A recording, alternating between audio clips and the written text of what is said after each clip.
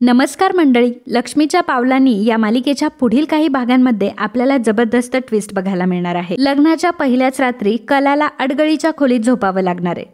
तर हा ट्विस्ट समजण्यासाठी तुम्हाला मागील ट्विस्ट बघावा लागेल आणि त्याची लिंक ही डिस्क्रिप्शन बॉक्समध्ये दिलेली आहे, तुम्ही त्यावर जाऊन बघू शकतात. तर आपण मागच्या ट्विस्टमध्ये बघितलं की कशा प्रकारे कला आणि अद्वैतचं लग्न झालं. लग्न झाल्यानंतर आता कला आणि अद्वैतचं आता लग्न झालेलं असतं. दोघंही आता घरी आलेले असतात, परंतु कलाचा सून म्हणून स्वीकार करण्यासाठी कोणीही तयार नसतं. सर्वजण कलावर नाराज असतात आणि तिच्या घरच्यांवर नाराज असतात. सरोज तर कलाला नाही नाही ते बोलत असते, परंतु आबा सरोजला म्हणतात की तू तुझ्या सुनेचं स्वागत कर आणि तिला आतमध्ये घे. सरोज या गोष्टीसाठी पूर्णपणे नकार देत असते आणि ती सांगत असते की ही माझी सून नाहीच आहे आणि मी तिला आतमध्ये सुद्धा बोलवणार नाहीये.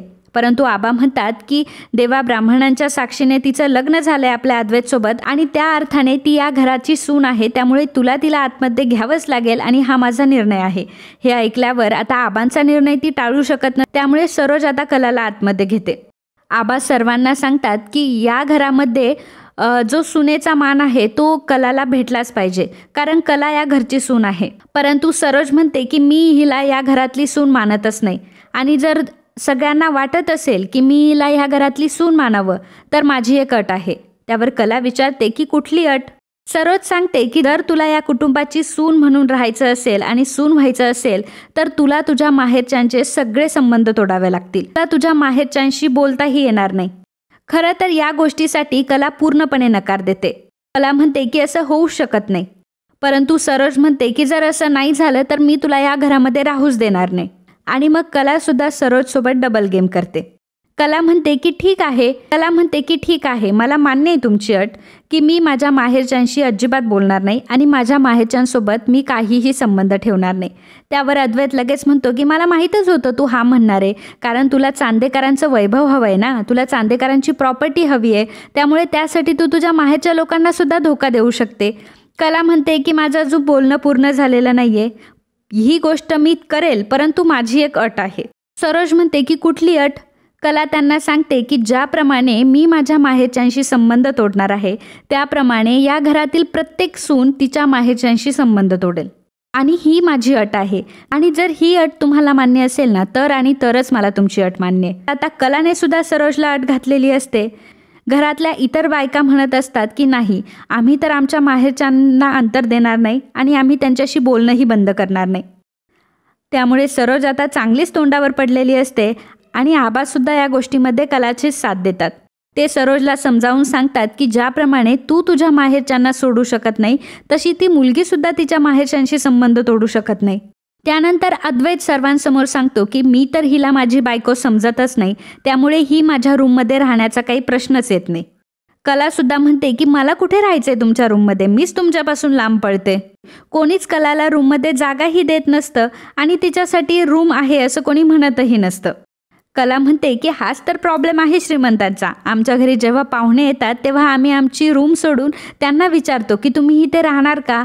आम्ही आमच्या रूमसुद्धा त्यांच्यासाठी सोडायला तयार असतो, परंतु तुम्ही चांदेकर, तुमच्या घरी एवढ्या रूम असून सुद्धा तुम्ही मला रूम देऊ शकत नाही.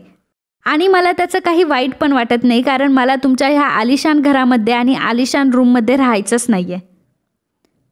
मी एका सामान्य कुटुंबातील मुलगी आहे आणि सामान्यपणे जीवन कसं जगायचं हे मला चांगलंच माहिती आहे. त्यामुळे कला आता कुठे राहणार हा सर्वांना मोठा प्रश्न पडलेला असतो. कला चांदेकरांच्याच एका नोकराला विचारते की अशी कोणती रूम आहे जी अद्वैत चांदेकरच्या रूमपासून खूप जास्त लांब आहे आणि घरातल्यांच्या रूमसुद्धा तिथे आसपास नाही आहे.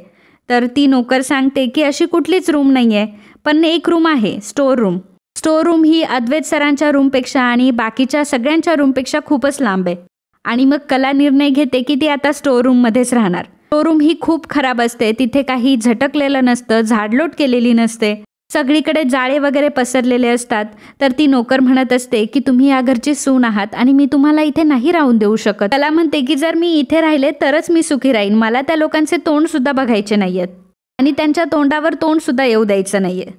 परंतु ती नोकर म्हणते की खरं तर आम्ही चांदेकरांचे नोकर असून सुद्धा आम्ही अशा रूममध्ये राहत नाही आणि तुम्ही या घरची सून आहात तरी तुम्ही अशा रूममध्ये राहणार का, तुम्ही ह्या रूममध्ये नका राहू. तेव्हा कला म्हणते की नाही, आता बघाच मी ही रूम कशी साफ करते. त्या हातामध्ये झाडू घेते आणि सगळी रूम अगदी लख्ख करून टाकते. सगळी रूम अगदी तिने इतकी छान सजवलेली असते की चांदेकरांच्या रूमसुद्धा तशा नसतात. तिच्यामध्ये ऑलरेडी एक कलाकार दडलेला आहे, त्यामुळे त्या कलाकृतीचा वापर करून तिने तिची रूम इतकी सुंदर बनवलेली असते की घरामध्ये कोणाचीच रूम तशी नसते. आणि लग्नाच्या पहिल्याच रात्री तिने तिची रूम साफ केलेली असते. आणि जेव्हा सकाळी उठून सर्वजण कलाची रूम बघतात तेव्हा सर्वजण अगदी तोंडात बोट घालतात, कारण अडगळीची खोली कलाने एवढी सुंदर सजवलेली असते की कलाने आता पहिल्याच दिवशी सर्वांना इम्प्रेस करायला सुरुवात केलेली असते. तर मित्रांनो, पुढील ट्विस्ट आपल्याला ह्याच चॅनलवर बघायला मिळणार आहे, त्यामुळे लगेच आपल्या चॅनलला सबस्क्राईब करा.